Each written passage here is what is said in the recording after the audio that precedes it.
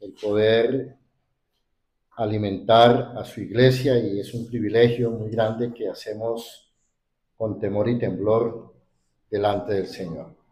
Hoy, como lo decía nuestro hermano Elías, vamos a iniciar la exposición de la primera carta del apóstol Pablo a los tesalonicenses. Y esta mañana, a la luz de este pasaje, quiero que pensemos en el propósito primordial de esta carta. Es una carta muy breve, tiene solamente 5 capítulos, pero el tema general es cómo se desarrolla la iglesia en medio de la persecución y la tribulación. Y hoy entonces, esta es una carta muy eclesiológica, es decir, habla mucho de la iglesia. Entonces hoy quiero proponer el tema, o voy a exponer como tesis las características de una iglesia bíblica. Ese es el tema que quiero compartir hoy en día a la luz de lo que Primera de Tesalonicenses nos dice, cuáles son las características de una iglesia realmente bíblica.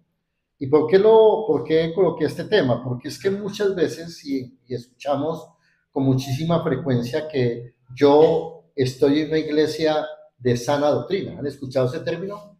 Todo el mundo habla de que están en una iglesia de sana doctrina. Entonces, esta mañana quiero, a la luz de lo de experimentar la carta a los tesalonicenses, cuáles son las características que tiene realmente una iglesia bíblica y una iglesia que vive de acuerdo a la sana fe o a la fe higiénica, que sería el término en el griego, ¿no? Entonces, una fe higiénica, una fe sin contaminación. Quiero iniciar colocando el contexto de Tesalónica, que era la ciudad de Tesalónica, muchas veces no sabemos. Tesalónica para el siglo I, cuando se escribe la primera carta, es la sede del procónsul de la región de Macedonia. Macedonia, si ustedes ubican un mapa, es la región que queda al norte de Grecia. Hoy en día también se llama de la misma manera. Y en ese tiempo Macedonia era una de las regiones del Imperio Romano con autonomía. Habían 2 ciudades principales, además de Tesalónica. Otra era Anfípolis y la otra era Berea. Berea es más conocida porque ahí había una serie de personajes que en Hechos dice que eran muy judíos, que eran muy cercanos para estudiar y profundizar en la escritura. Entonces, el apóstol Pablo dirige a esta iglesia joven que él había plantado. Ahora vamos a ir a Hechos para mirar la relación que hay en Hechos 17 con esta iglesia. El saludo de Pablo es muy interesante. El saludo de Pablo, noten que el versículo 1, en la salutación o el saludo que Pablo hace, dice, Pablo, Silas, que es el nombre, este Silvano es el nombre griego, Silas es el nombre hebreo, Pablo, Silas es el mismo Silvano, y Timoteo, fue el compañero de Pablo una vez que se separaron él y Bernabé. Pablo, Silvano y Timoteo a la iglesia de los tesalonicenses en Dios Padre y en el Señor Jesucristo. Y viene uno de los saludos importantes que quiero resaltar aquí, porque muchas veces ustedes han escuchado al hermano Elías que nos saluda gracia y paz, ¿sí? Y muchas iglesias reformadas usan ese tipo de saludo, pero ¿qué significa ese tipo de saludo realmente y cómo Pablo lo trabaja? Entonces noten que Pablo dice, gracia y paz sean a vosotros de Dios nuestro Padre y del Señor Jesucristo. Una de las cosas interesantes de este saludo es entender el tema de la gracia. La palabra gracia, como todos sabemos, el término charis. Y la gracia nos habla excesivamente de la munificencia de Dios. Muy bien, ese término para muchos es nuevo. El término munificencia es un término, un atributo de Dios que básicamente habla de una generosidad espléndida. Dios es munificente por excelencia, es el único que puede ser munificente. Quiere decir que Él tiene una generosidad que no tiene un límite, sino que es una situación excesivamente grande que sobrepasa todo entendimiento.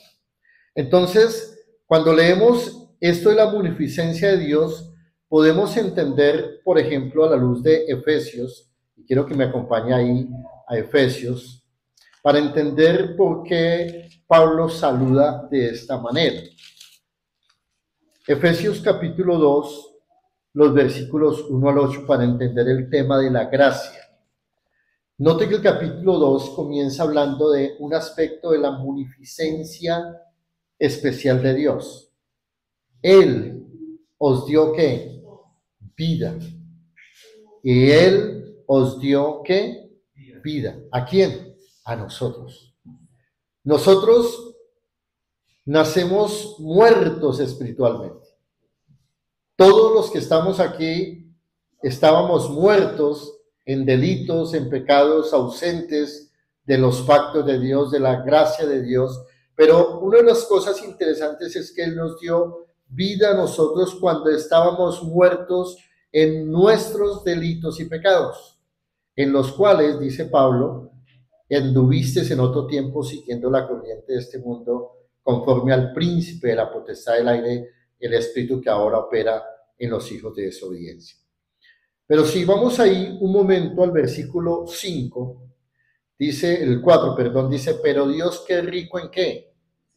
En misericordia. Ahí empezamos a ver un elemento interesante de la munificencia de Dios, la misericordia que es abundante, el hecho de que Él, como el Dios todopoderoso, nos abrazó, nos prohigió, nos dio su gran amor, dice, con que nos amó. Y esa expresión amor ahí, que es el verbo agapao, es muy interesante, es el acto sublime del amor, de ese amor sublime, grande, eterno, poderoso que Él tiene. Dice, y aún estando nosotros muertos en pecados, nos dio vida juntamente con Cristo. Y dice, por gracia, Haris, por gracia somos salvos, por gracia somos salvos. Entonces, la salvación, hermanos, y la gracia no tienen nada que ver con nosotros. La gracia entonces tiene un aspecto importante y es que Él nos salvó por el puro efecto de ¿qué? De su voluntad. Por eso dice, juntamente con Cristo, nos resucitó y así nos hizo sentar en los lugares celestiales con Cristo para mostrar en los siglos venideros las abundantes riquezas de ¿qué? De su gracia. Entonces, cuando nosotros pensamos en la gracia, casi siempre como iglesia, siempre decimos, no, es un favor inmerecido y colocamos la gracia sobre nosotros, pero la gracia hay que colocarla en el dador, no en nosotros, nosotros somos los beneficiarios, pero la gracia, ¿por qué es tan subvalorada en la iglesia? Porque entendemos que la merecemos. Ah, bueno, Dios me dio gracia, me salvó por gracia, pero eso significa mucho más, hermanos. Entonces Pablo en ese saludo está llamando la atención sobre un hecho importante que es, pero lo acompaña también de otra palabra, gracia y ¿qué? Y paz. La palabra paz en el griego es la palabra Irene, de ahí viene el nombre Irene. La palabra Irene tiene una connotación interesante. Acompáñenme ahí, por favor, a Romanos 5.1. Y estamos solamente desglosando parte del saludo, Romanos 5.1. Cuando hablamos de paz desde el punto de vista del Señor, en ese saludo que Pablo está haciendo, lo que Pablo les está comunicando a los tesalonicenses, pero también a nosotros, es que hoy en día nosotros tenemos una condición nueva, así como estábamos muertos en delitos y pecados, y Dios nos dio por su gracia, por su munificencia, el privilegio de sentarnos en los lugares celestiales con Cristo. También ahora nos otorga su paz. Entonces el saludo tiene un aspecto de entender la gracia, pero también de entender nuestra condición que teníamos. Por un lado estábamos muertos en delitos y pecados, pero por otro lado Pablo nos dice, oiga, ustedes también eran enemigos de Dios. Entonces el saludo de Irene nos coloca una perspectiva que la paz que Pablo habla ahí, en primer lugar es una paz judicial. Escuche bien esto, es una paz judicial. Romanos 5.1 dice lo siguiente. Justificados, pues, ¿por qué? Por la fe. ¿Qué tenemos ahora? Dice, tenemos paz para con Dios por medio de Jesucristo. Es decir, que antes éramos enemigos de Dios, pero ahora, por el efecto judicial de que el Señor cargó nuestros pecados, entonces Él se hizo ¿qué? Cabeza de nosotros, nos representó en la cruz. Y entonces todos los pecados que tenían fueron sobre Él, pero al contrario, en una situación recíproca, la justicia de Él nos fue otorgada ¿a quién? A nosotros por su gracia. Entonces, esa paz que tenemos hoy en día, de la cual disfrutamos nosotros, no porque la merezcamos, es una paz que Dios nos dio precisamente producto, no de lo que somos nosotros, sino de la persona de ¿quién? De Cristo Jesús. Entonces, mis hermanos, este es un aspecto importante que nos lleva entonces a mirar cómo nuestra vida cambia totalmente. Ahora con el shalom de Dios en el hebreo, con la paz de Dios, entonces nosotros podemos ahora entender que muchas de las cosas como nosotros funcionamos, como pensamos, como actuamos, son diferentes. Por eso en Filipenses capítulo 4, el versículo 7, el apóstol Pablo nos recuerda lo siguiente: y la paz de Dios, que sobrepasa todo entendimiento, guardará vuestros corazones y vuestros pensamientos en Cristo Jesús. ¿Y cómo lo dice? ¿En qué contexto lo dice? En el sentido de no estar afanados por nada. El versículo 6 dice, por nada estéis afanosos, sino sean conocidas vuestras peticiones delante de Dios en toda oración y ruego con acción de gracias. Y la paz de Dios. ¿Tenemos problemas nosotros?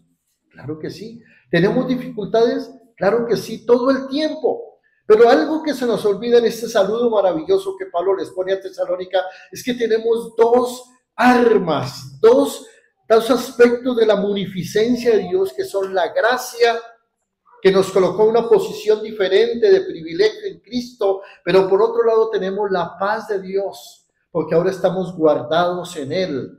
Por eso esos dos aspectos son importantes. Por eso Jesús le dice a sus discípulos, mi paz os dejo, mi paz os doy. No es la paz temporal del mundo, hermanos queridos, porque a veces pensamos que a mí me preocupa, por ejemplo, cuando yo escucho a pastores haciendo convocatorias, hermanos, vamos a orar por la paz del mundo.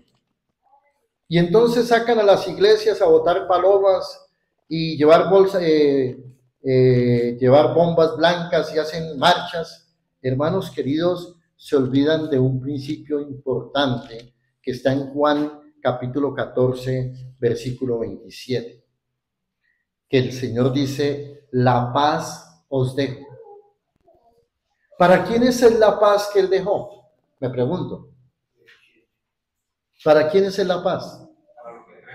Exactamente, hermano Wilma, para los que creen en Él. Por eso no podemos hablar de una paz mundial. Eso es un exabrupto, hermanos. Eso no es posible. Porque hay gente que odia a Cristo, hay gente que rechaza el Evangelio, hay gente que realmente es enemigo de Dios.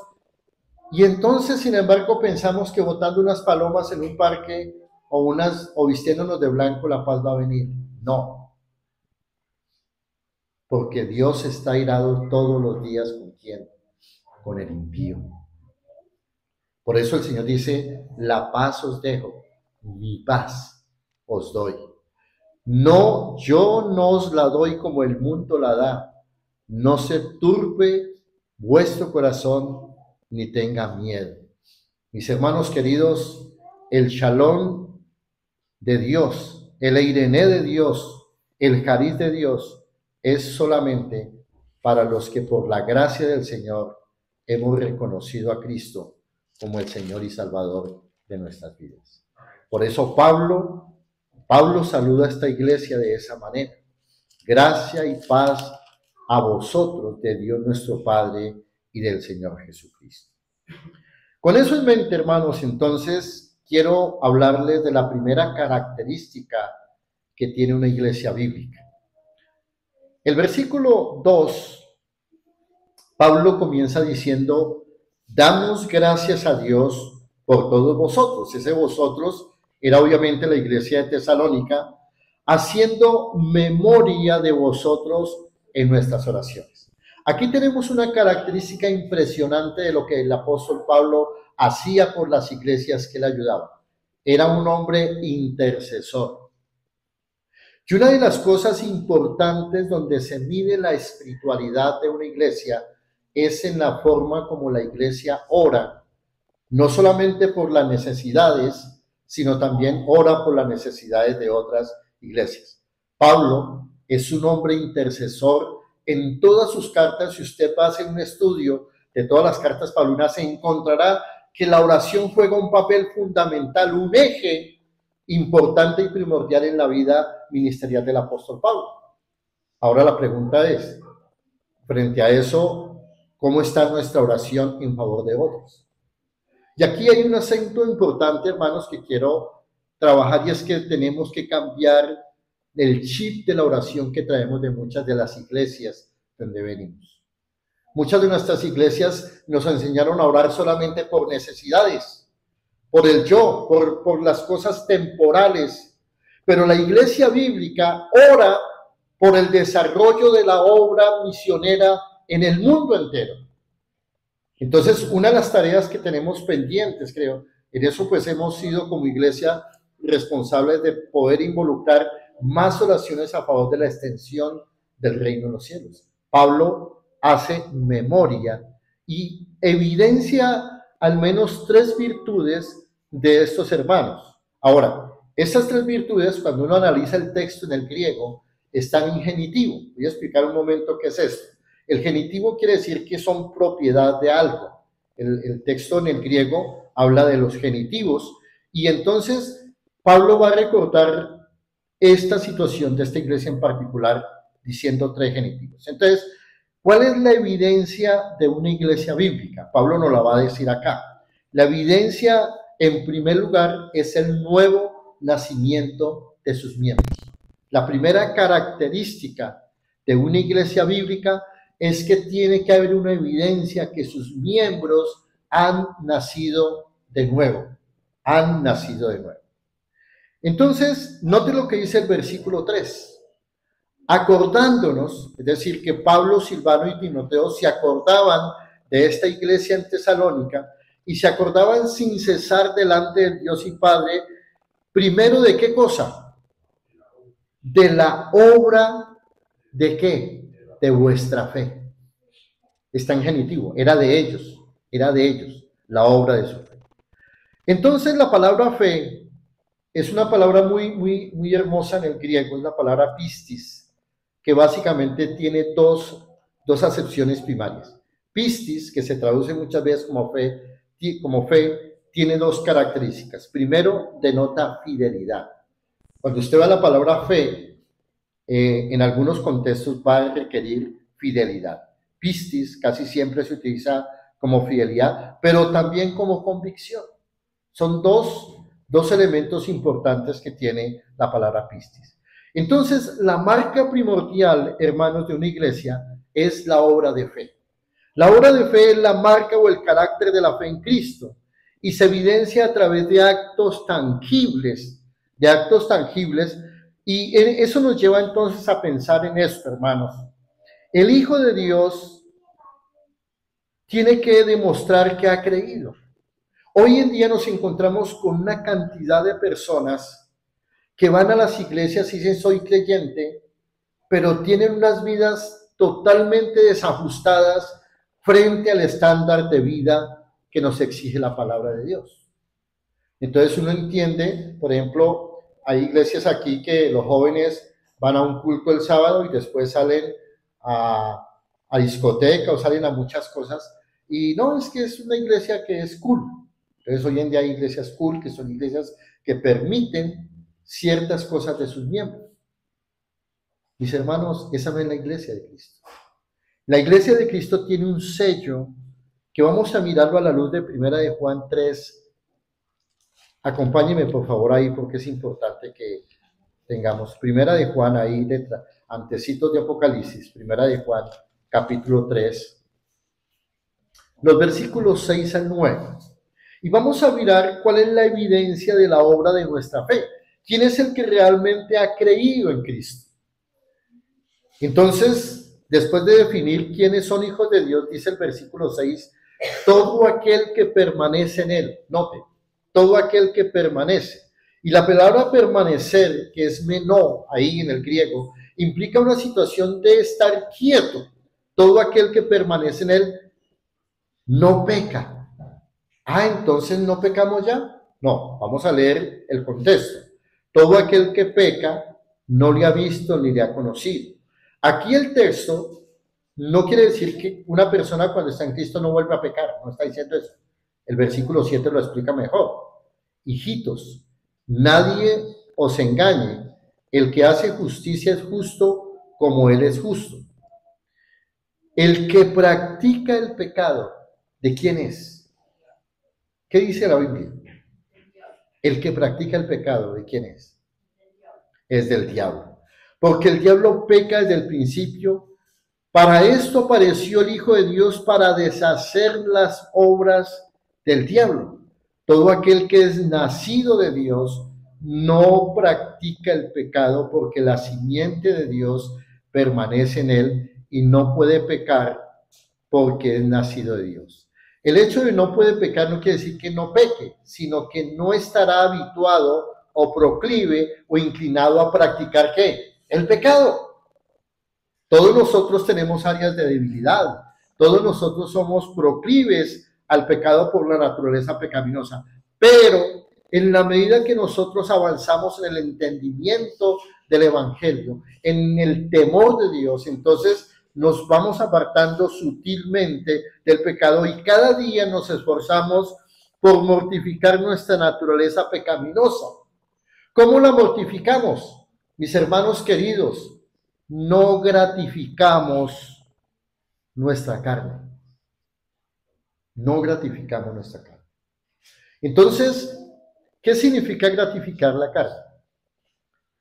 Todos tenemos áreas de debilidad, ¿sí? ¿O no? ¿O estoy en la iglesia equivocada? Yo tengo áreas de debilidad, muchísimas, hermano. No les cuento para que no salgan corriendo, pero son muchas. ¿Y qué pasa, hermanos? Si yo gratifico ciertas cosas, entonces estoy dando lugar y abriendo una puerta a las cosas. Entonces, por ejemplo, si yo quiero, voy a poner un ejemplo, si yo quiero cambiar mi lenguaje soez, mi lenguaje ordinario, mi lenguaje grosero, pues tengo que dejar de escuchar a gente grosera, a tratar con gente grosera o a escuchar audios donde se lancen groserías. Hoy en día ser vulgar es una de las prácticas ordinarias. Entre más vulgar sean, uno antes en la televisión no escuchaba a un locutor, a uno decir groserías. Hoy en día se ha vuelto casi que se ha normalizado el lenguaje vulgar solamente para tomar eso. Entonces nosotros tenemos que todas las áreas de debilidad, y esta mañana quiero llevarnos a eso, hermano, quiero que vayamos a pensar, tengo cuáles áreas de debilidad, dónde soy débil, dónde tengo una situación donde yo estoy luchando por agradar a Dios, pero me está costando. Y ahí tenemos una situación donde posiblemente una cosa me está ayudando a incentivar eso, ¿sí? Por ejemplo, en el caso de muchos de nosotros que tenemos debilidades sexuales, entonces, ¿cómo tenemos que apartarnos de ahí y no gratificar? No viendo imágenes, no viendo escenas, no viendo nada, apartándonos totalmente de eso para precisamente mortificar eso con el fin de ¿qué? De agradar a quién? A Dios, de agradar a Dios. Entonces, mis hermanos, la clave de una iglesia verdadera es que se debe mostrar por su fe, su convicción. ¿Qué cree ahora? Es increíble que mucha gente, por ejemplo, hoy en día, llamándonos cristianos aquí, nos odiamos entre nosotros mismos. Es increíble, hermanos. Es increíble eso. Entonces, tenemos que cambiar y modificar y decir, Señor, yo te entrego todos los asuntos de las cosas, hermano. Por ejemplo, en el caso mío, hoy hay mucha gente que no me saluda, cristianos. Y hablan del amor y hablan de abrazar al débil y todo el cuento, pero no me saludan. Y ahí me da risa a veces que hay hermanos que vienen por la misma acera y estamos en el parque, hace poco casi un carro atropella a uno porque me vio, hermano, y se lanzó ahí donde está la Catedral de Santa Ana, y eso ya en Salto. Y casi se va de cabeza por evitar el saludo con el hermano Jairo. Eso no debe ser así, ¿no? Entonces, cuando usted lo odia a un hermano, más bien salúdelo, sonríale, dígale, hermano, me da gusto verlo, y hágalo con sinceridad. Ahí usted está, ¿qué? Callando la boca del enemigo y está adorando a Dios. Porque los actos de adoración son actos cotidianos. Cuando usted saluda a una persona que de pronto usted ve que no lo soporta, usted está adorando a Dios con esos actos. Porque a veces pensamos que adorar a Dios es solamente levantar las manos o cantar. No, hermano. La adoración es todo acto sencillo que trae gloria al nombre de Cristo. Amén, hermanos.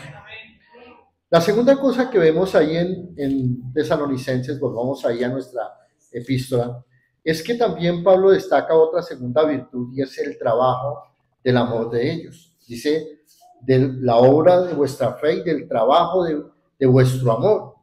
El trabajo de su amor es muy interesante. La palabra ahí, trabajo, es copos. Copos es un sustantivo muy interesante porque es el trabajo que es esforzado y fatigoso. Esforzado y fatigoso. Es decir, es el trabajo hecho con amor y entrega a pesar de la fatiga. Entonces, una de las cosas importantes que tenemos que evidenciar aquí es que la marca o el carácter de la fe en Cristo se evidencia a través de actos tangibles.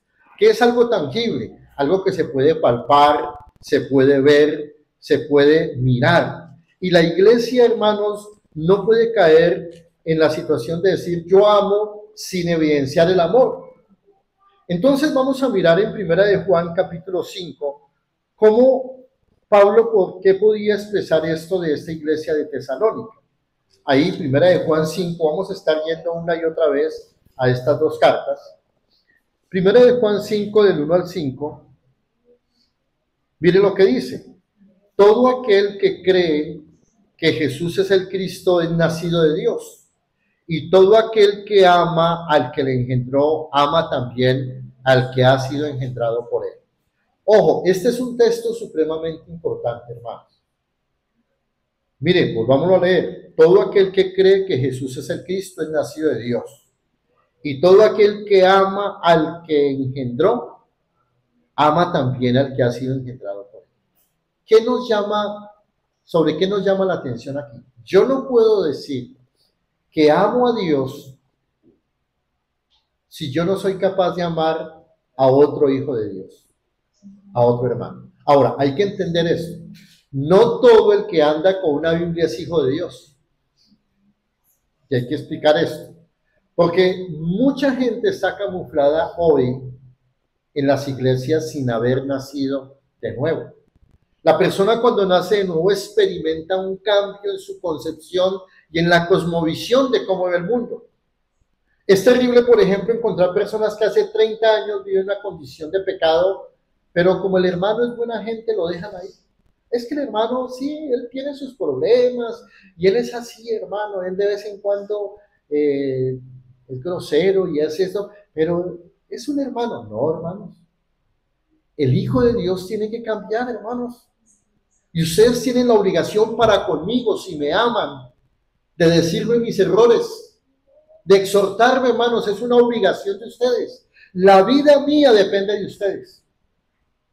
La vida mía, hermanos, la vida espiritual mía depende de ustedes. Si ustedes me dejan fracasar, están pecando contra Dios, porque no me aman. Usted no se da cuenta en la iglesia que dicen, yo sabía que eso iba a pasar. Yo lo había visto mal parqueado. Yo había visto que esa persona iba para allá. Yo había visto, hermanos, homicidas. Ese tipo de hermanos son homicidas. No, es que yo no le digo nada al hermano Antonio porque es que yo soy muy amigo de él y me da pena decirle eso. No, si es amigo tiene que decirse. Porque la transparencia, la fidelidad, la verdad es un elemento primordial entre nosotros.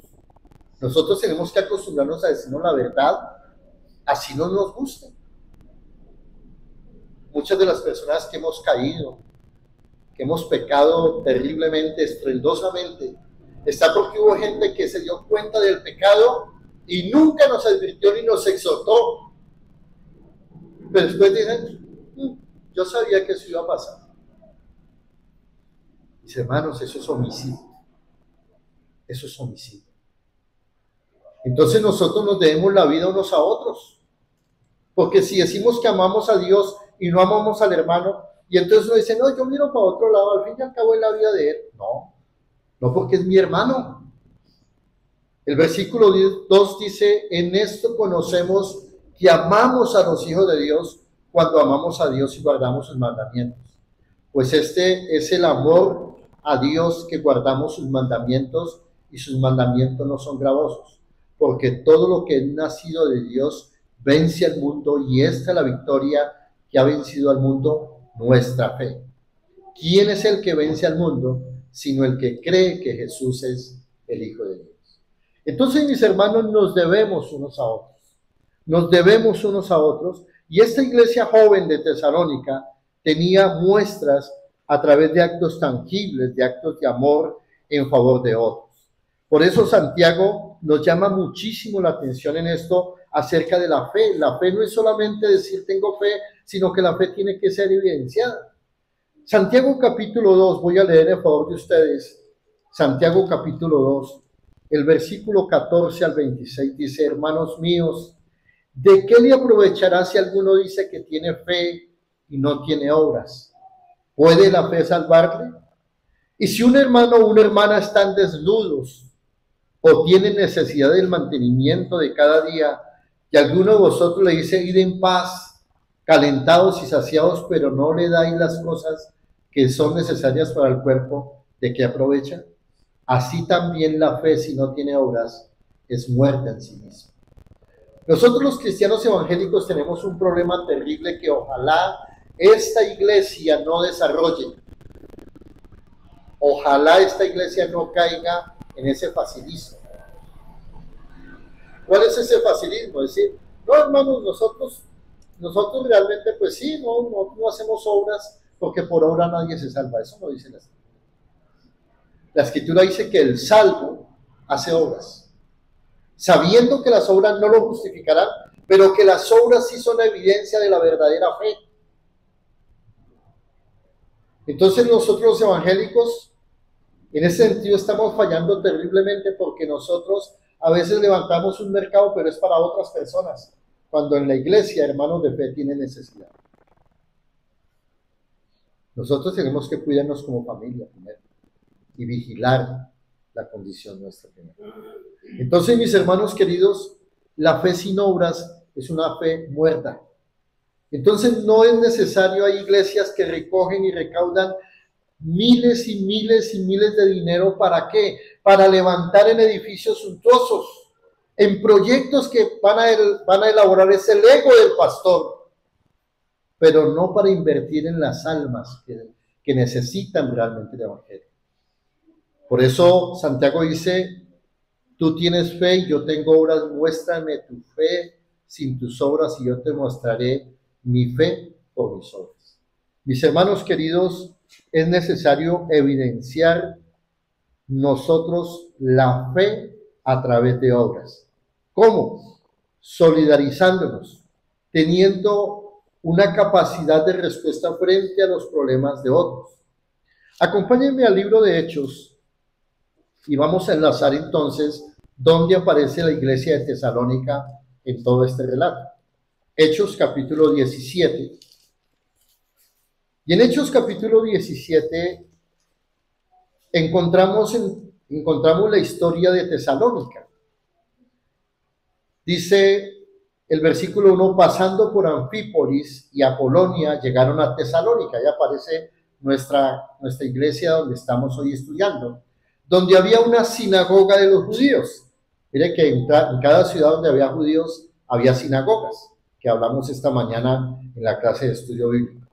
Y Pablo, como acostumbraba, fue a ellos por 3 días de reposo y discutió con ellos, declarando y exponiendo por medio de las Escrituras. Mire que el instrumento, el medio de gracia que Dios escogió para el evangelio fueron las Sagradas Escrituras, que era necesario que el Cristo padeciese y resucitase de los muertos, y que Jesús, a quien yo os anuncio, decía él, es el Cristo. Y algunos de ellos, de esos judíos, creyeron y se juntaron con Pablo y con Silas, y de los griegos piadosos gran número y mujeres nobles. Pero ¿qué pasó? Los judíos que no creían, teniendo celos, dice, tomaron consigo algunos hombres ociosos, hombres malos, y juntando una turba, alborotaron la ciudad y asaltaron la casa de Jasón y procuraban sacarlos al pueblo. Pero no hallándolos, trajeron a Jasón y a algunos hermanos ante las autoridades de la ciudad, gritando, estos que trastornan al mundo entero. En el griego dice, estos que ponen al mundo de cabeza, también han venido hasta acá. Mire que el evangelio tenía un poder que ya tenía fama de que trastornaba el mundo, a los cuales Jasón ha recibido, y todos estos contravienen los decretos de César, diciendo que hay otro rey, Jesús. Y alborotaron al pueblo y a las autoridades de la ciudad oyendo estas cosas.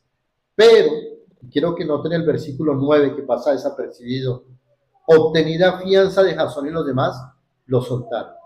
Es decir, que estos hermanos, para no dejar preso a Pablo y a Silas en la cárcel, pagaron fianza. Es decir, sacaron de su propio bolsillo y dijeron, no, paguemos la fianza para que suelten a Pablo y a Silas y pudieran seguir predicando el evangelio. Es decir, mostraron solidaridad frente a la oposición de las autoridades judías y las autoridades romanas de esta ciudad. En eso se demuestra el amor, en hechos tangibles, hermano. La iglesia tiene que desarrollar un espíritu de sensibilidad frente a los problemas de los hermanos, y eso es, ojalá esto sea uno de los sellos de las improntas de esta iglesia, que siempre estemos pendientes los unos de los otros de nuestras necesidades y estemos cubriendo las necesidades. No seremos una iglesia muy rica económicamente, pero si somos solidarios, hermano, la solidaridad nos sacará en victoria en todos los aspectos, no solamente en el aspecto material, mucho más en el espiritual, hermano, cuando nos dediquemos a velar unos por otros, por la sanidad unos por otros. El tercer aspecto que Pablo resalta es la constancia de su esperanza. Note que estamos apenas en el versículo 3, dice, y de vuestra constancia en la esperanza en nuestro Señor Jesucristo. Muchos autores piensan que es esperanza en la obra de Cristo. No, ellos ya creían en Cristo, eran creyentes en Cristo. Y entonces la palabra constancia, que debería ser aguante, literalmente sería trabajar como el aguante, es la palabra hipomoné. La palabra hipomoné viene de dos palabras, hipo, debajo, y moné, permanecer. Entonces, cuando hablamos de esperanza aquí, traducido esperanza, entonces implica ese aspecto de permanecer frente a una circunstancia. Entonces, generalmente la palabra hipomoné se debe traducir como estar bajo resistencia con un aguante gozoso. Yo siempre pongo ese ejemplo, ¿no? La palabra hipomoné es como cuando usted lo meten de cabeza en una alberca y lo mantienen ahí con las manos ahí, y usted en lugar de tratar de sacudirse y sacar la cabeza, lo que hace es quedarse tranquilo. Ahí, tranquilo. Esta iglesia de Tesalónica en especial tenía esa característica. Pablo la resalta y dice, una iglesia que ha creído realmente en Cristo tiene constancia en la esperanza en Cristo. Entonces, cuando nosotros entendemos esto, una de las características de la iglesia y la predicación de una iglesia es que la iglesia tiene que estar enfatizando en dos cosas importantes. Una, en tener a Cristo en el centro de su predicación. Cristo tiene que ser el objeto de la predicación de toda iglesia bíblica. Una iglesia que no predica de Cristo, como decían en la escuela bíblica, es una iglesia que será iglesia de todo, pero menos una iglesia de Cristo. Cristo debe ser el centro del mensaje. Y esta iglesia en especial tenía una constancia en la esperanza de Cristo, noten, de Cristo.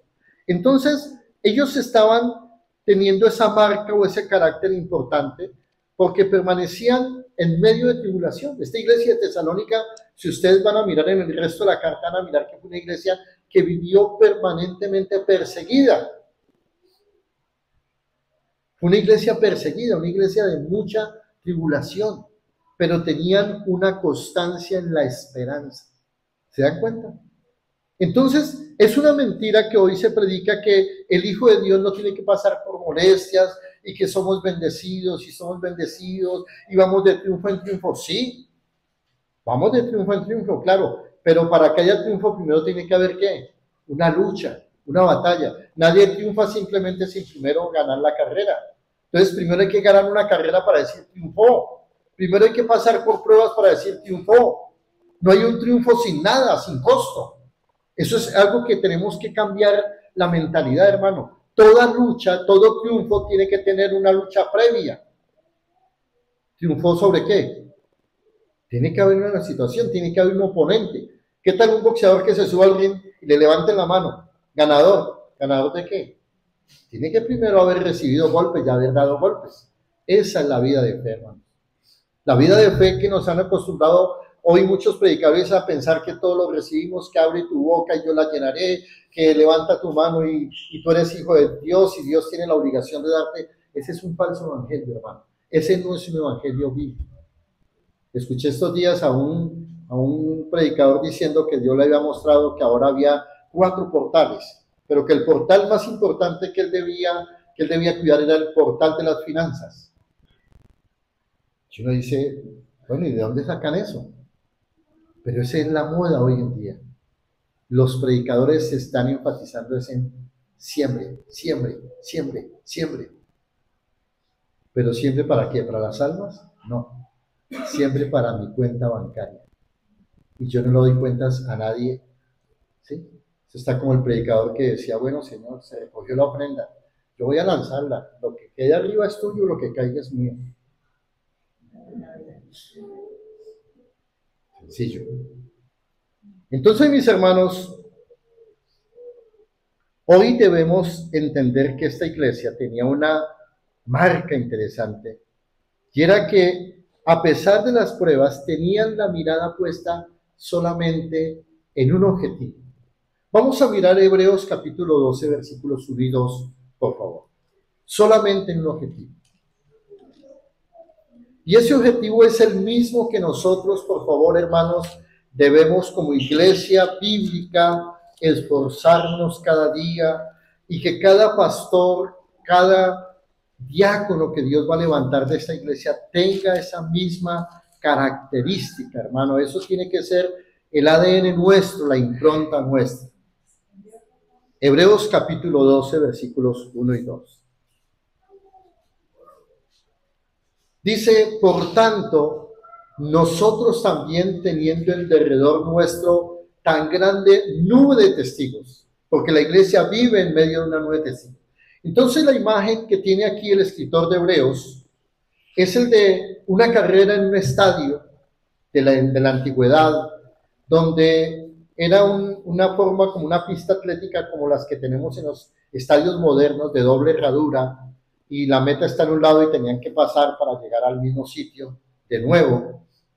Y entonces dice, teniendo tan grande nube de testigos en las galerías, dice, despojémonos de todo peso y del pecado que nos asedia. Recordemos que en la antigüedad, en el siglo I, los atletas corrían desnudos totalmente. No tenían pantaloneta ni camiseta, corrían totalmente desnudos. Y ellos entrenaban durante 4 años para llegar a los Juegos Olímpicos con grandes sacos de piedras y cosas para ganar, y se colocaban pesas en los pies para correr. Y claro, cuando ya ellos iban en el momento de la competencia, sin ese peso de más, salían, y lo hacían solamente para obtener una corona de laurel, una corona que a los 3 días se marchitaba totalmente. Por eso Pablo en 1 Corintios 9:26 nos dice, para que corramos para obtener una corona incorruptible. Entonces, estos corredores podían triunfar cuando se despojaban de todo peso. Entonces, en la carrera de la fe que nosotros vivimos diariamente, tenemos que cada día luchar como una iglesia bíblica para despojarnos de todo peso y del pecado que nos asedia, para correr con paciencia. Note, otra vez aparece la palabra paciencia, hipomoné, la carrera que tenemos por delante. ¿Cuál es la carrera que tenemos por delante? La carrera de la vida. Dios ha diseñado para cada uno de nosotros específicamente correr por un carril diferente. Nosotros no tenemos que estar pensando en el carril de aquí, del vecino, ni cómo va la iglesia de allá, ni cómo está la otra, que allá sí crecieron, que allá sí hicieron esto. No, a cada iglesia Dios le da un carril por el cual quiere que camine. No hay dos iglesias iguales, hermano. No hay dos comunidades que hagan lo mismo. Por eso copiar los modelos de otras iglesias es malo, porque perdemos la visión que Dios tiene para nosotros. Son visiones individuales. Por eso es malo copiar el ministerio de otro o la forma como el otro hace.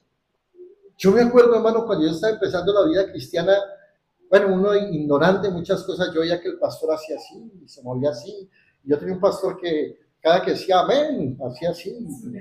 Y bueno, yo frente al espejo practicando también.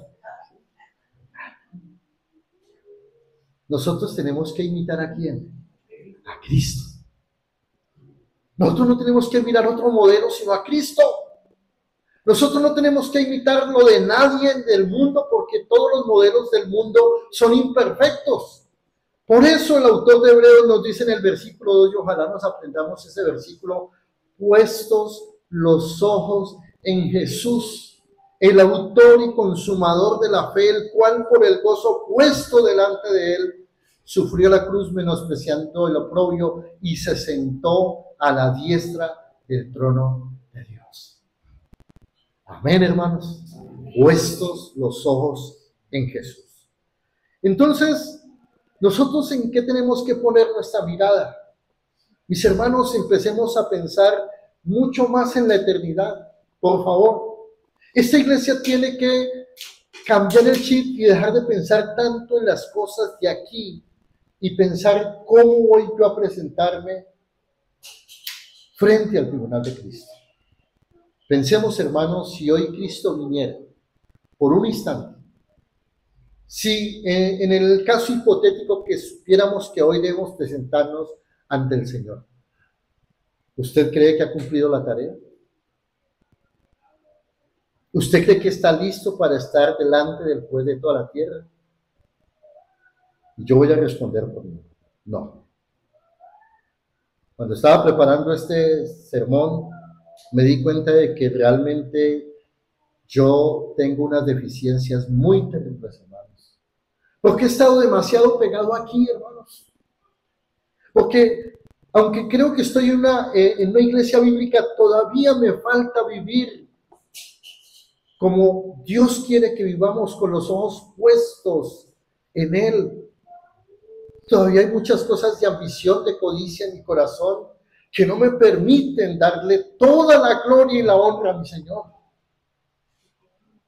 Y el problema que tenemos es que estamos tan embebidos en nuestros proyectos personales, gratificándonos, pero no estamos poniendo la mirada en el regreso glorioso de Cristo. Así como usted está viendo el sol hoy, el acto maravilloso de que Cristo vendrá por segunda vez, glorioso, judicial, será un acto, hermano, que todos los seres humanos experimentaremos. La segunda venida de Cristo no es una fábula, como muchos piensan. No es algo que está muy lejano, como muchos creen. Es el evento central de la vida de cualquier creyente. Por eso, mis hermanos, debemos entender que cada día nosotros debemos anhelar, cada día, la venida de Cristo. Puede ser esta noche, puede ser mañana. Esta iglesia bíblica vivía en función de esa esperanza. Ellos trabajaban todos los días con anhelo, con amor, como diciendo: hoy puede venir el Señor, y si hoy viene, estaré preparado. Una iglesia bíblica vive en esa función. Pero hoy estamos pensando en tantas cosas, hermano, en tanto programita, en tanto plancito, casi que subrepticiamente, como tratando de, como que yo puedo hacer muchas cosas. No, no. La iglesia bíblica está diseñada para pensar día y noche en el trabajo constante, puesta la mirada en Jesús. En segundo lugar, hermanos, además de la evidencia del nuevo nacimiento que transforma a las personas, Pablo entonces reconoce que hay una segunda evidencia y es la evidencia de la elección de ellos. Dice, porque conocemos, hermanos, amados de Dios, vuestra elección. Pablo reconocía que esas marcas de la fe, del trabajo, de la constancia, era porque ellos habían sido elegidos. Y mis hermanos, aquí tenemos que entender que hay un aspecto que Pablo va a remarcar para nosotros hoy. No tanto para los tesalonicenses, sino para nosotros hoy.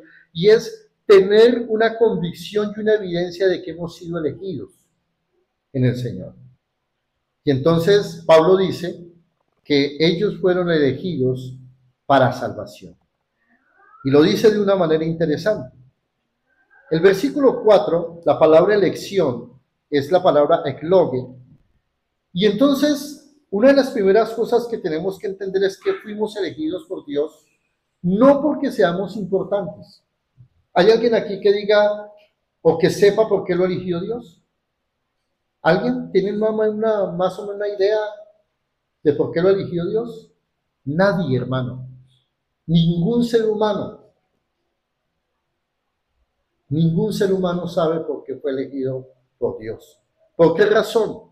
Porque Dios nos eligió a nosotros de entre toda la humanidad caída. Dios nos vio a nosotros caídos. En el decreto, allá antes de la fundación del mundo, antes de que existiera la nada, ahí Dios nos vio y nos eligió entre toda la humanidad caída para salvarnos de la condenación eterna y para su gloria. Nos escogió en Cristo, y eso es muy importante. Nos escogió en Cristo, hermanos. No nos escogió por ser parte del concilio de Asamblea de Dios o de la iglesia de la cruz partida, nada de eso. Nos escogió ¿en quién? En Cristo. En Cristo, hermanos, desde antes de la fundación del mundo. En Efesios capítulo 1 encontramos esta verdad excepcional.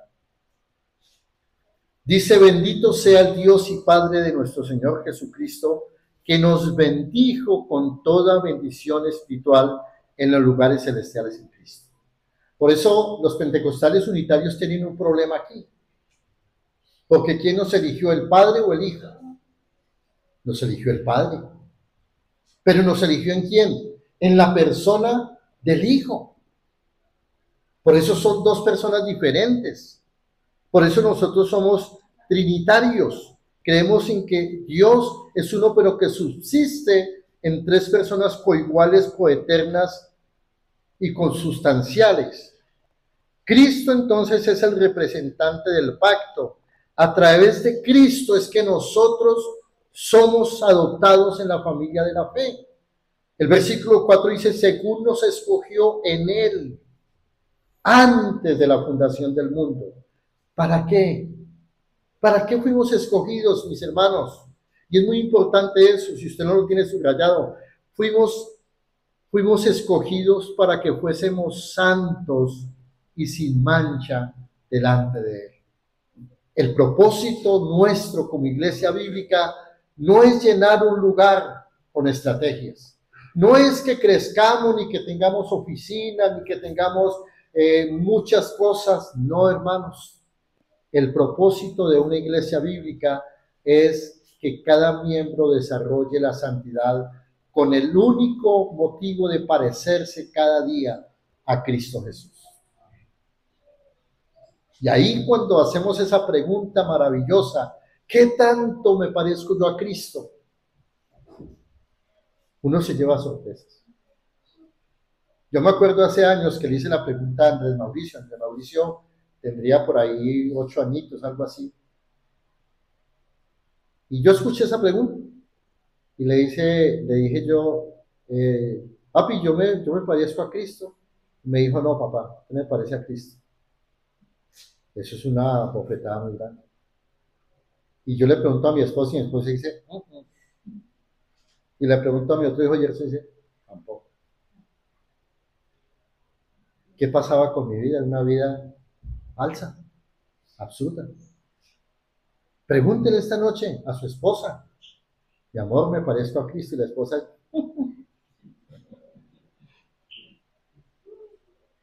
esposos, pregúntenle a sus esposas si ustedes se parecen a Cristo. O esposas, pregúntenle a sus esposos, mi amor, yo reflejo a Cristo. La vida de santidad se evidencia precisamente en actos santiles. No cuántas veces va usted a la iglesia. A la iglesia viene todo mundo. Al templo, a la capilla viene todo mundo. Pero cuánto de la vida espiritual, de su vida cotidiana, de la vida ordinaria refleja a Cristo. Ese es el punto, ese es el dilema. Por eso nosotros fuimos elegidos y Cristo es el representante de ese pacto y somos incorporados a la familia de Dios como sus hijos. Y esa elección no es por nuestros atributos, porque estábamos muertos en delito. Entonces la elección, hermanos, y ahí es donde nos diferenciamos de otros grupos que dicen que la salvación se pierde. No, la salvación no se puede perder porque la salvación la otorga Dios. Y Dios no pierde absolutamente nada. Él no está motivando, a ver, voy a salvar a este y mañana le quito la salvación. No. Dios cuando hace actos eternos son inmutables. Por eso la salvación es monérgica. La salvación depende única y absolutamente de Dios. Es una salvación que Él le plació por su munificencia salvarnos a algunos de nosotros. Y yo me pongo a mirar qué tengo yo para haber sido salvo. Y la verdad, hermano, yo me miro y no tengo nada. Nada. Yo entiendo ahora las palabras de Pablo cuando decía, yo soy el más grande pecador. ¿Qué tenemos nosotros para que Dios nos haya mirado y nos haya elegido? Por eso cada día, hermano, no se olvide de darle gracias al Señor por esa salvación tan grande. No se canse de darle gracias a Dios por esa obra maravillosa que a veces ni siquiera podemos discernir, pero que es la que nos ha cambiado totalmente nuestra vida y nos ha pasado de muerte a vida. Nos ha pasado de la muerte, de la condenación, de la pobreza a la riqueza en Cristo. Entonces, esa elección es monérgica, pero es también incondicional. No depende de mí, no depende de nada, no tengo nada para haber sido elegido. Fue por el puro afecto de la voluntad de Dios. Él lo dice, versículo 5, en amor, habiéndonos predestinado para ser adoptados hijos suyos por medio de Jesucristo, según el puro afecto de su voluntad. Entonces, a partir de ahí, Pablo va a desarrollar una idea que se va a ir hasta el versículo 10, de cómo fue que somos elegidos, cómo es que somos predestinados como hijos. Y Pablo entonces les va a recordar brevemente a estos hermanos que ellos fueron predestinados porque escucharon el Evangelio. Mire bien, escucharon el Evangelio. Volvamos al versículo 5 de 1 Tesalonicenses. Pues nuestro Evangelio no llegó a vosotros en palabras solamente, sino también en poder, en el Espíritu Santo y en plena servidumbre, como bien sabéis, cuáles fuimos entre vosotros por amor de vosotros. Y vosotros vinisteis a ser imitadores de nosotros y del Señor, recibiendo la palabra en medio. La segunda evidencia de la elección de los miembros es que pueden recibir el Evangelio de salvación.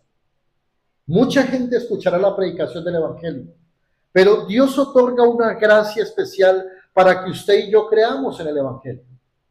Mucha gente escucha cientos de predicaciones, pero nunca entienden el Evangelio. Entonces, creer en el Evangelio requiere de una gracia especial cuando ese Evangelio es predicado. Esa obra de convencimiento es realizada por el Espíritu Santo, hermanos. Eso no depende del argumento. A veces yo era uno de los que creía, hermanos, y lo tengo que confesar aquí, que creía que entre más uno fuera elocuente, la gente venía. Y a veces yo me lanzaba unos mensajes que yo decía, uff, tremendo. Nada. No pasa nada. Como no pasa nada cuando uno cree que depende de uno, que yo convenzo a la gente. Nosotros no convencemos ni al gato de la casa, porque al gato le decimos, venga para acá, y el gato dice, no bien. El gato me maneja a mí antes. Entonces, Nosotros no podemos convencer a nadie, pero Dios sí puede usar su palabra para que a través de una frase sencilla, Él, por poder espiritual, abra el corazón de esa persona y la persona crea que es un pecador y que necesita un Salvador. Esa es una obra sobrenatural, hermanos. Entonces, por eso, lo que quiero que esta mañana pensemos, hermano, es que no depende de nuestras estrategias, porque no hay estrategia. Hermano, ¿cómo hace que su iglesia crezca? No hay estrategia. No hay nada, hermanos. Dios respalda su mensaje y al mensajero fiel. No hay necesidad de disfrazar el mensaje. No hay necesidad de suavizar el mensaje. Muchos pastores hemos cometido ese pecado absurdo. Muchos predicadores de suavizar el mensaje para que el hermanito no se sienta, para que el hermanito no se vaya. Eso es pecado delante de Dios. La palabra tiene que ser predicada como está, como es, sin cortapisas, sin nada de suavizarlo. No necesitamos ganar las personas ya están ganadas desde la eternidad. Desde la eternidad, hermanos. Entonces, esas estrategias al final llenarán iglesias temporalmente. Cuando yo, el chistecito, cuando les hago la comedia, hay predicadores que son payasos en la plataforma, ¿sí? Yo no he visto que les falta ponerse un ping-pong y decir, ahora, ¿sí? Uno no necesita eso. Yo usé ese tipo de estrategias. Pero es una estrategia diabólica. ¿Por qué, hermano? Porque la gente no se salva por la risa. Ay, ese pastor me gusta porque es chistoso. Y es que ese pastor cuenta unas anécdotas. Y ese pastor cuenta unos sueños. Hermano, ¿y la palabra? La gente no se salva por sueños. La gente no se salva por testimonios. La gente se salva solamente por la palabra de Dios, por el Evangelio. El Evangelio es el que transforma, cambia. El Evangelio es el que produce los frutos dignos de arrepentimiento. Por eso es que aquí usted nunca nos verá al hermano Elías imponiendo manos. Venga, Toñito, pase al frente y pongo manos. No, eso no funciona. Eso es una estrategia diabólica. Conoceréis la verdad y la verdad os hará libres. Mis hermanos, una iglesia bíblica predica sin miedo el Evangelio de Cristo. Entonces, ustedes se han dado cuenta, hermanos, que muchas iglesias crecen rápido.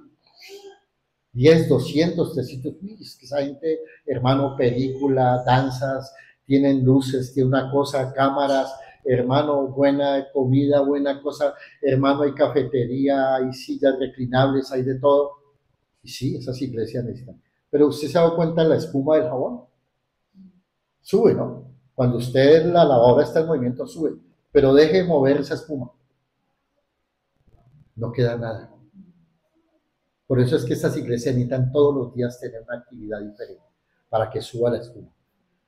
Y entonces los tienen lunes una cosa, martes otra, miércoles otra, jueves otra, viernes por la mañana una cosa, sábado por la mañana, y entonces tienen a toda la gente en actividad, pero ahí no está el Espíritu de Dios. Porque son personas que no han cambiado su vida espiritual. Entonces, mis hermanos, necesitamos no caer en estrategias humanas, sino poder entender qué es la recepción del Evangelio de Salvación. Y terminamos entonces con lo siguiente. Pablo le recuerda también el compromiso que ellos tienen. Otra marca, otra evidencia de los miembros que han entendido el Evangelio es que se comprometen con la extensión del reino de Dios. El discípulo que ha creído, note que Pablo dice, y vosotros viniste a ser imitadores de nosotros. La palabra imitador ahí es una palabra muy interesante y es la palabra mimetes. Mimetes es un sustantivo que significa seguidor o que hace lo mismo. ¿Usted sabe qué hace un mimo? En Bogotá, cuando uno pasa por algunas calles hay mimos, y entonces si uno camina así como esto, el mimo hace exactamente lo mismo. Y todo. Entonces el mimetes, que habla aquí Pablo, es eso, es imitarlos en todo. Es imposible, hermanos, que nosotros como iglesia nos creamos una iglesia de sana doctrina si no predicamos el Evangelio. Y es una vergüenza el hecho de que nosotros creamos que somos iglesia de sana doctrina cuando somos indiferentes a la realidad del pecado. Nosotros necesitamos, como iglesias bíblicas, Y es la característica de la iglesia bíblica a lo largo del tiempo, la predicación fiel del evangelio, aún en medio de la prueba, de la tribulación. La iglesia nunca se ha callado, nunca la prueba ni la tribulación han hecho callar a la iglesia. Al contrario, la iglesia ha predicado con más fervor en medio de la predicación. ¿Por qué nosotros somos tan vacilantes en la predicación? Porque estamos bien. Pero el día que el Señor permita una tribulación en nosotros, aquí en Colombia, entonces vamos a predicar con alegría. ¿Cuál es el despertar espiritual que hay en Venezuela ahorita, hermano? Hay despertar espiritual. ¿Por qué? Porque en la crisis la iglesia tiene una sola alternativa. O se coge de la mano del Señor o perece. Eso nos falta a nosotros. A nosotros nos falta un juetacito de parte de Dios, porque estamos muy cómodos. Nos da lo mismo predicar o no predicar, nos da lo mismo venir a la iglesia o no venir, nos da lo mismo hacer una cosa que la otra. Pero la iglesia necesita esto. Esta iglesia, dice, recibieron la palabra en medio de gran tribulación con gozo del Espíritu Santo. Dice, de manera que habéis sido ejemplo a todos los de Macedonia y de Acaya que han creído. Porque partiendo de vosotros ha sido divulgada la palabra del Señor, no solo en Macedonia y Acaya, note, sino también en todo lugar. Vuestra fe en Dios se ha extendido de modo que nosotros no tenemos necesidad de hablar nada. Porque ellos mismos, miren, la misma gente cuenta de nosotros la manera en que nos recibiste y cómo os convertisteis de los ídolos a Dios para servir al Dios vivo y verdadero. Y termina esto de una manera especial, esperando y esperar de los cielos a su Hijo, el cual resucitó de los muertos, a Jesús, quien nos libra ¿de qué? De la ira venidera. Acompáñenme a una última cita que quiero que leamos todos, por favor. Apocalipsis 22, 12. Una iglesia comprometida con el Evangelio se convierte de sus ídolos, y recordemos que un ídolo es todo aquello que desplaza a Dios del primer lugar. Como criaturas responsables tenemos que entender que Cristo viene pronto. Apocalipsis 22 dice lo siguiente. ¿Lo tienen ya todos? Amén.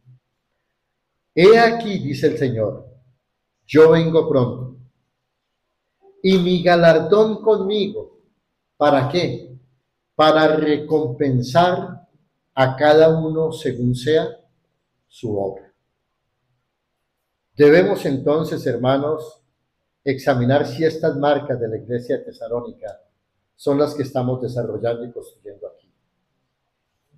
¿Cuál es la motivación por la que nos reunimos en este lugar? Entonces, aplicativamente tenemos que salir con esas preguntas aquí. ¿Por qué estoy viniendo a este lugar? ¿Qué es lo que realmente me motiva para venir y ser parte de esta iglesia que está en formación? ¿Qué realmente estoy buscando? ¿Qué me interesa? Y también el poder entender que si estoy solamente viniendo por un compromiso religioso, yo puedo cambiar eso para empezar a agradar a aquel que me llamó de las tinieblas a su luz admirable, a Cristo Jesús. Que el Señor nos ayude, hermanos, así como ayudó a la iglesia de Tesalónica. Oremos, hermanos. Señor, queremos darte muchísimas gracias en esta preciosa mañana.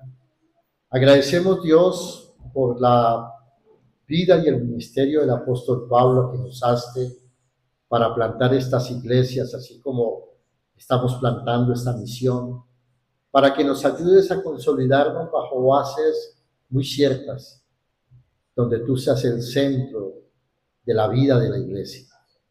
Somos hombres y mujeres que tenemos muchas deficiencias, Dios, que necesitamos tu solemne ayuda, que necesitamos, Señor, que nos socorras en todo momento para poder levantar un candelero que alumbre con luz propia, con la luz tuya, que donde nos dispongamos día y noche para predicar el Evangelio de manera fiel y transparente, sin estrategias, solamente trabajando con los medios que tú has dejado, con esos medios de gracia, para que tu iglesia crezca. Yo te pido por esta congregación hermosa, para que cada uno de nosotros podamos enfatizar en la vida de santidad, para que decididamente nos cuidemos y luchemos unos a otros, hombro a hombro, para que podamos ser de ejemplo y podamos llevar el Evangelio a toda esta región. Te lo pedimos dándote gracias en Cristo Jesús. Amén y amén. Dios les bendiga, hermanos. Nuestro hermano Elías viene para continuar.